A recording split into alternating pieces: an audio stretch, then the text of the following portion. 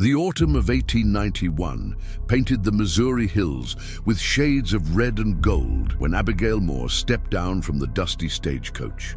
At 24, with brown hair tied in an austere bun and determined green eyes, she adjusted her simple hat and observed the small town of Redemption Creek for the first time.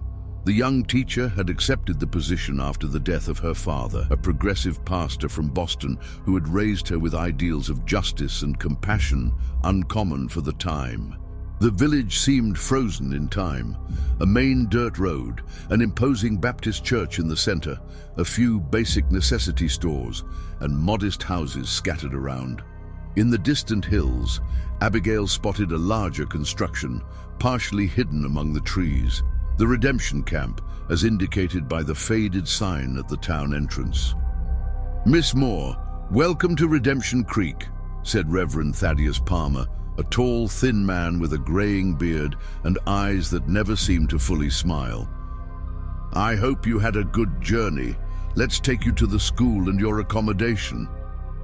As they walked, Abigail noticed how people averted their gaze when the Reverend passed.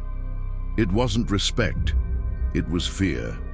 The small school was located behind the church, a single room with worn desks and a cracked blackboard. "You'll start tomorrow with 15 children," Palmer explained, "mostly orphans and children of rural workers.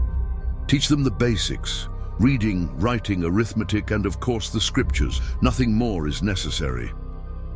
That night, settled in the small room at the back of the school, Abigail was organizing her few belongings when she heard soft knocks on the door. An elderly woman, bent by time, entered timidly. "I'm Martha Wilkins, miss. I take care of cleaning the church and school." Her eyes nervously scanned the room before whispering, "Be careful with your questions in this town. Some things are better left unknown." Before Abigail could question, Martha placed a small package on the table. "Homemade cookies for your first night, and some advice. Don't go out after dark, especially on new moon nights." When the door closed, Abigail unwrapped the cookies and found, hidden among them, a yellowed piece of paper. On it, a single sentence written in shaky handwriting. "The children didn't leave, they were taken." That night, as darkness enveloped Redemption Creek, Abigail was awakened by distant chanting coming from the hills. Male voices intoning religious hymns, but there was something wrong with the melody. Dissonant notes that caused shivers. From her room window, she glimpsed lights moving among the trees toward the camp, figures in white, like ghosts, climbing the trail in silent procession. Abigail's first week of classes revealed how neglected these children had been. Many barely knew how to hold a pencil, and all demonstrated a reverential fear of the Bible that seemed to surpass simple religious devotion. They were silent children, with gazes that carried secrets too heavy for their ages. Among them was Samuel, a 10-year-old boy with dark, vigilant eyes. Unlike the other children, he observed Abigail with curiosity, not fear. After the third class, when the others had already left, he remained, pretending to organize his few belongings. "Miss Moore," he finally said, his voice almost inaudible, "you're not like the other teachers." "And how were the other teachers, Samuel?" Abigail asked gently. "They taught that asking questions was a sin." His eyes briefly met hers. "My sister asked too many questions. That's why they took her to the camp. She never came back." Before Abigail could respond, the classroom door abruptly opened. Sheriff Caleb Donovan, a burly man with a shiny badge and cold eyes, entered. "Samuel, your uncle is waiting. Go home now." The boy lowered his head and quickly left, without looking back. The sheriff turned to Abigail. "Miss Moore, in Redemption Creek, we value basic education, but we also respect certain boundaries. Children should not be encouraged to question what they don't understand." "I believe questioning is fundamental to learning, Sheriff Donovan," replied Abigail, maintaining her composure. "Perhaps in Boston. Here, obedience comes first." His smile didn't reach his eyes. "Reverend Palmer mentioned that you've been asking questions about the camp." Just out of professional curiosity, many of the children mentioned siblings or cousins who were there. The Redemption Camp is a private institution for young people who need special discipline. It's not a subject for a primary school teacher. He walked to the door, stopping before leaving. This town has prospered for decades under Reverend Palmer's leadership and the founding families. It would be a shame if someone disturbed that harmony.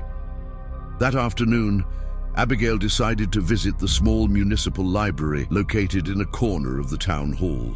The librarian, a middle-aged woman named Eleanor Finch, seemed to be the only person genuinely happy to see her.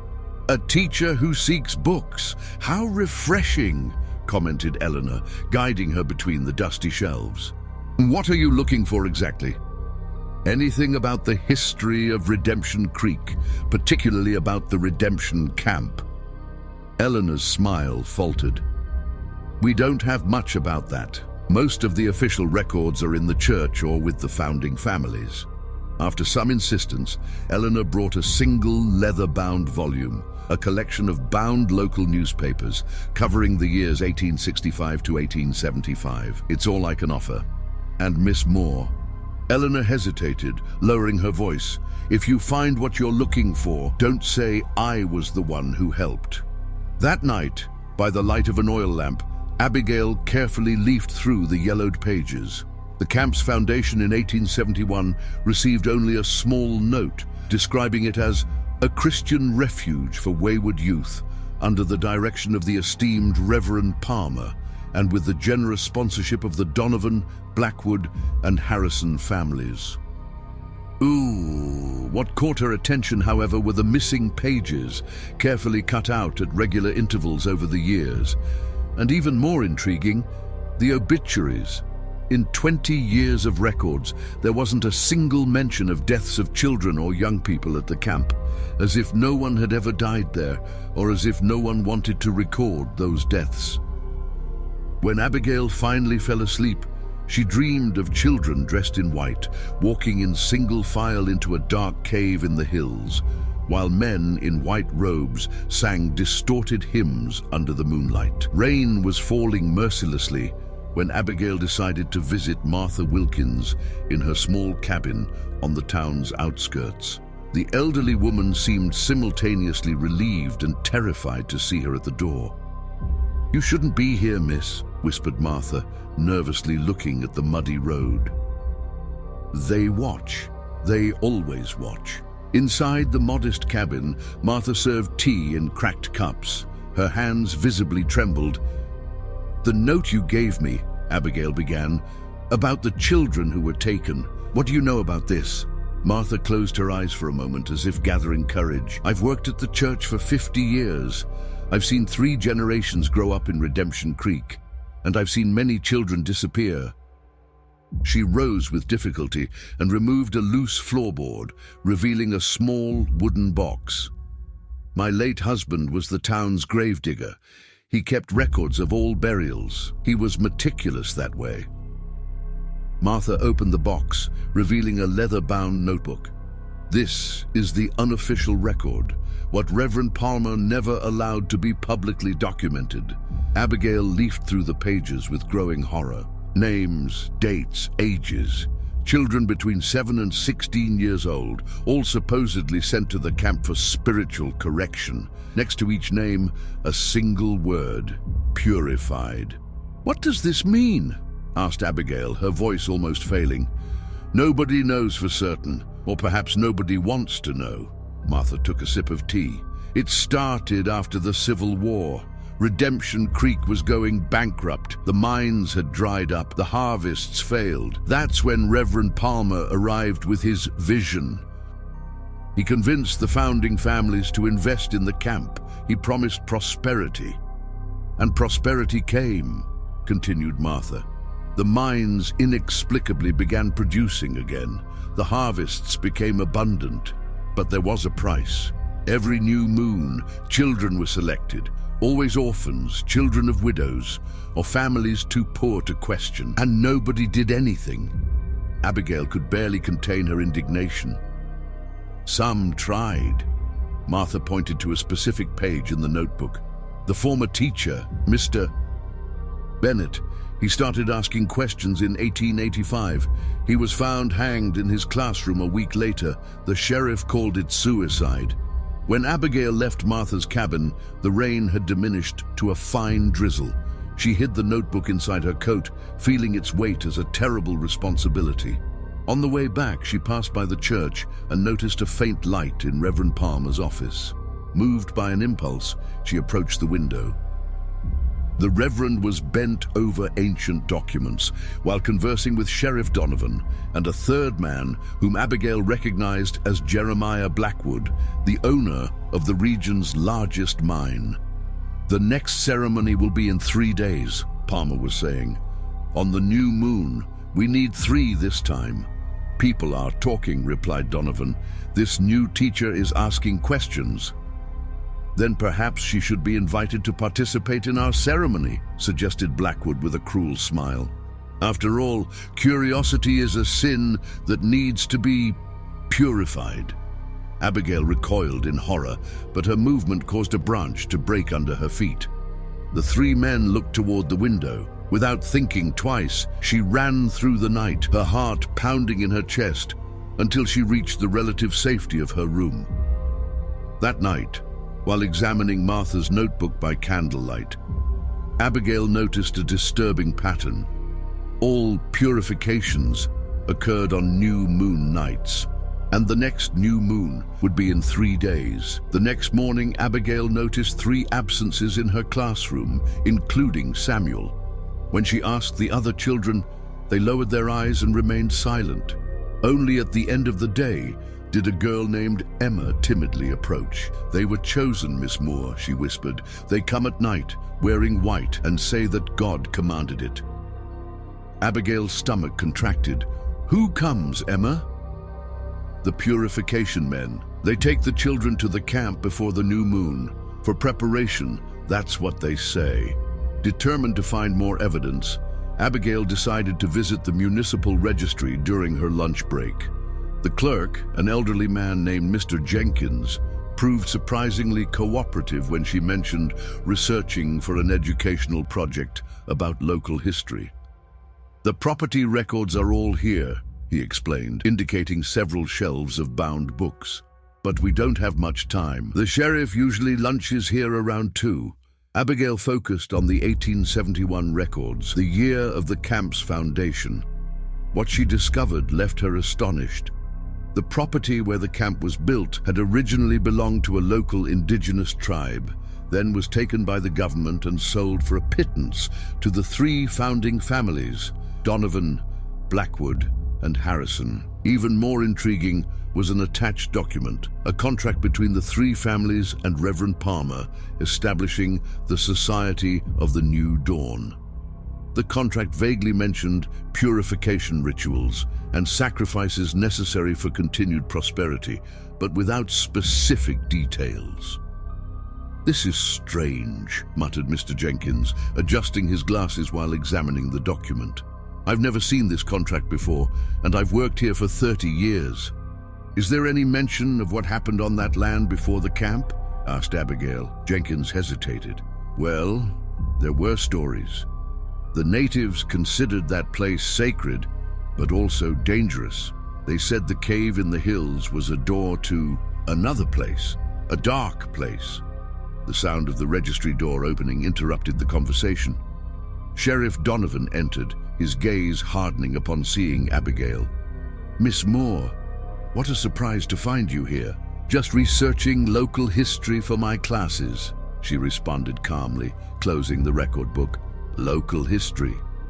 The sheriff smiled without humor. "Perhaps you should focus on the present. 3 of your students were transferred to the camp last night. Troubled children need special discipline." "Samuel wasn't troubled," contested Abigail. "He was one of my best students." "He asked too many questions, like you." Donovan approached. "You know, Reverend Palmer mentioned that we might need a new teacher, someone who better understands the values of our community." That night, Abigail couldn't sleep. She knew she needed to act quickly if she wanted to save Samuel and the other children. She decided she needed to see the camp with her own eyes. The following dawn, dressed in dark clothes and carrying a small lantern, Abigail followed the trail that wound through the hills. The crescent moon provided just enough light to avoid stumbling. After almost an hour of walking, she spotted the outlines of the redemption camp, a complex surrounded by a high wooden palisade. Circling the perimeter, she found a point where she could climb and observe the interior. The camp consisted of several rustic buildings arranged in a circle around a central plaza. In the center of the plaza was what appeared to be a stone altar, and beyond the buildings, the dark entrance of a cave. Guards patrolled the perimeter carrying lanterns and, Abigail narrowed her eyes to be sure, weapons. They were carrying rifles. As she watched, the door of one of the buildings opened. Two figures in white robes led a group of children toward the cave. Among them, Abigail recognized Samuel, walking as if in a trance. Suddenly, a hand covered her mouth from behind. Abigail tried to scream, struggling against her captor. "Quiet, or they'll hear us," whispered a female voice in her ear. When the hand moved away, Abigail turned to face Eleanor Finch, the librarian. "What are you doing here?" asked Abigail, her heart still racing. "The same as you, I imagine. Trying to prevent another purification." Eleanor signaled for her to follow away from the palisade. "My younger sister was brought here in 1880. I never saw her again." Hidden among the trees, Eleanor explained, "The ritual happens in the cave. They prepare the children for 3 days, fasting, prayers, something they put in the water that makes them docile. On the new moon night, they take them to the depths of the cave. And what happens there?" Eleanor's eyes filled with tears. "No one who returned can, or wants to, explain, but I know it involves blood, and I know that not all children come back." "We need help," said Abigail. "The sheriff is obviously involved. Is there anyone in town we can trust?" "Few. Most know something wrong happens here, but fear and prosperity keep them silent." Eleanor hesitated. "There's a journalist in Jefferson City who has been investigating disappearances throughout the region.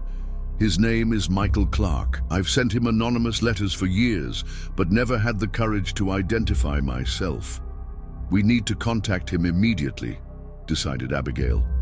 "The new moon is tomorrow night." The plan was risky. Eleanor would send an urgent telegram to Michael Clark, while Abigail would return to town to avoid raising suspicions. They would meet again at night to try to discover more about the ritual and, if possible, rescue the children. Upon returning to her classroom that morning, Abigail found Reverend Palmer waiting for her. Beside him was a pale young woman with empty eyes. "Miss Moore, this is Miss Grace Wilson. She will be your assistant starting today." Abigail immediately understood. She was being watched.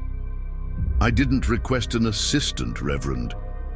The school board thought it prudent considering your unconventional teaching methods." Palmer's smile was icy. "Miss Wilson grew up in the camp. She perfectly understands our values." Throughout the day, Grace observed Abigail's every move, rarely speaking, her eyes following her like a vigilant predator. The children seemed terrified by her presence, answering questions in whispers and avoiding any eye contact. At the end of class, when the last student left, Grace finally spoke. "They know you were at the camp last night." Abigail froze. "I don't know what you're talking about." "Don't lie." Grace's voice was monotonous, almost mechanical. "I was 7 when I was taken to the cave.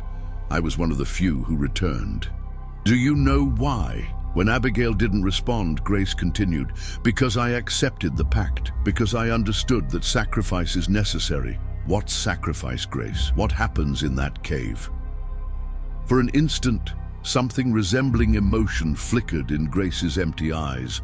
"The darkness needs to be fed so that the light can continue to shine upon Redemption Creek."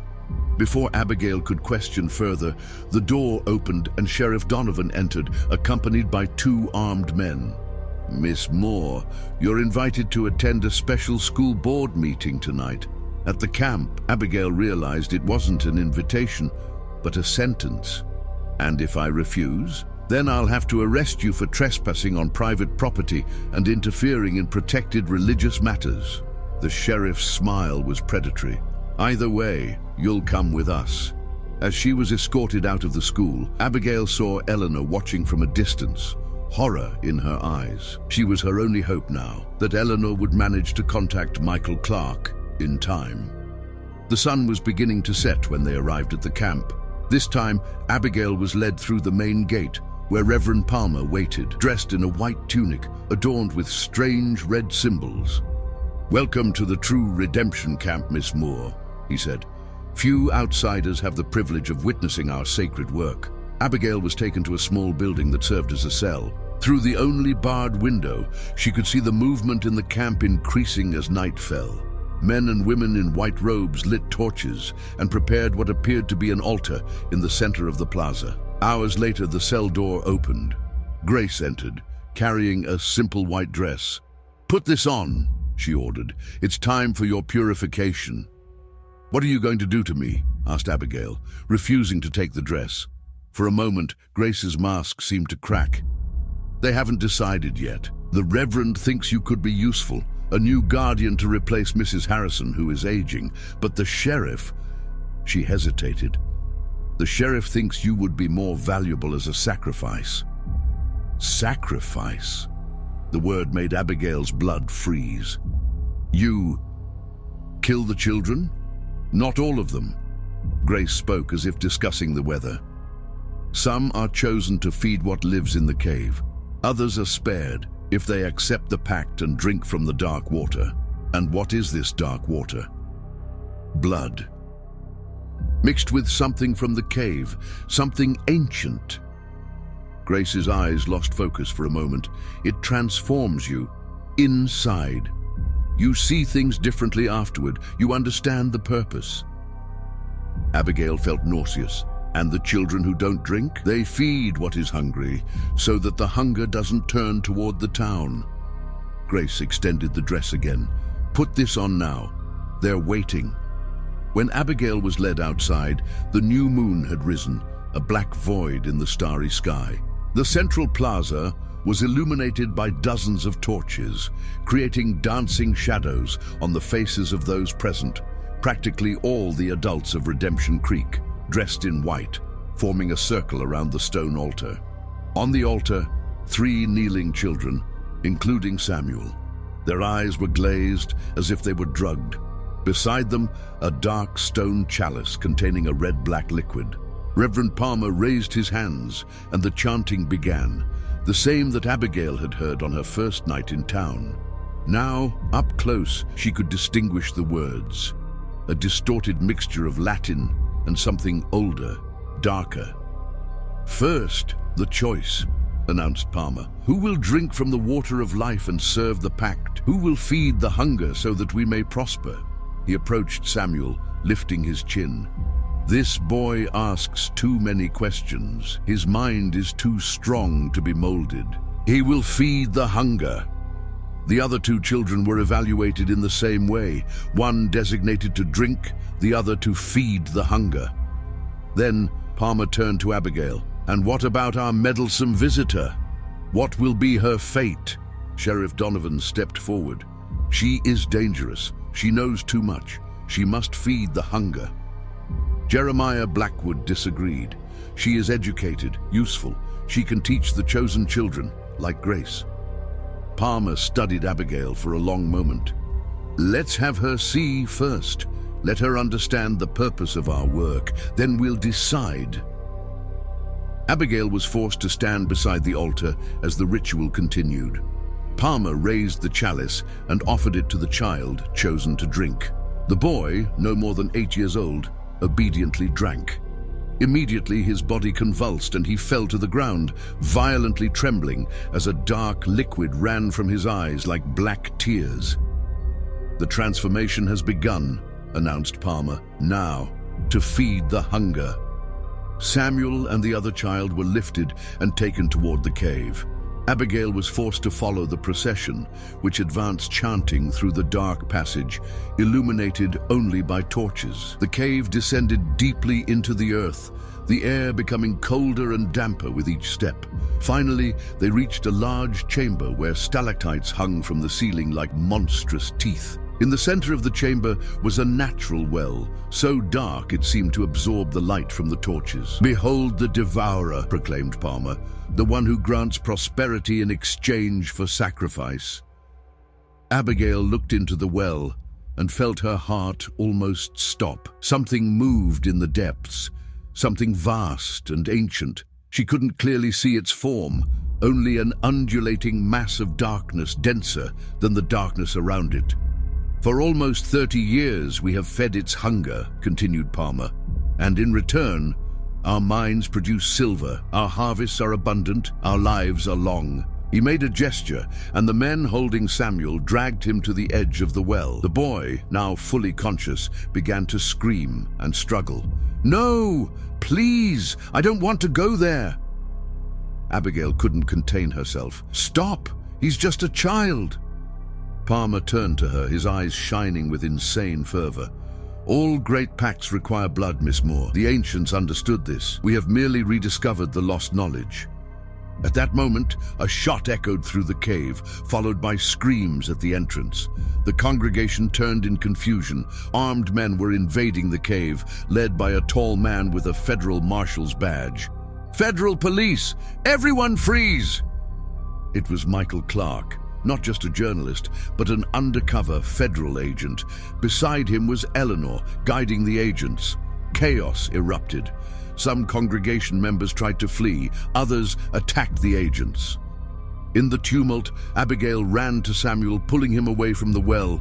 "Run to the entrance," she shouted, pushing him toward the passage. But as the fight intensified, something began to emerge from the well, tentacles of pure darkness, reaching for those nearby. One of Palmer's men was grabbed and dragged into the depths, his screams abruptly silenced. Palmer, seeing his ritual interrupted, grabbed the chalice and lunged at Abigail, trying to force her to drink. In the struggle, the chalice spilled, its contents splashing onto the stone floor. Where the liquid touched, the rock seemed to dissolve, revealing something beneath, ancient symbols carved into the very foundation of the cave. "You've ruined everything," screamed Palmer. "The hunger will turn on us all now." The ground began to shake. Stalactites fell from the ceiling. The darkness in the well seemed to expand, reaching further into the chamber. Michael Clark grabbed Abigail's arm. "We need to get out of here now. The whole place is collapsing."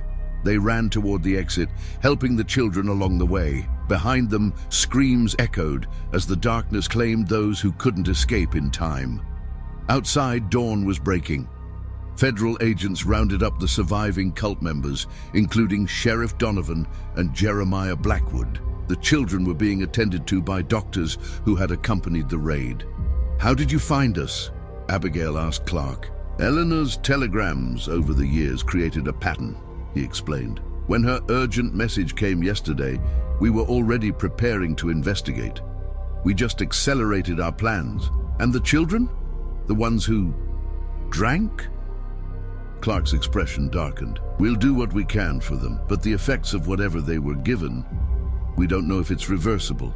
As they spoke, a tremendous rumbling came from the hillside. The cave entrance collapsed in on itself, sending a cloud of dust into the morning air. Whatever had dwelled in those depths was now sealed away, or perhaps buried forever.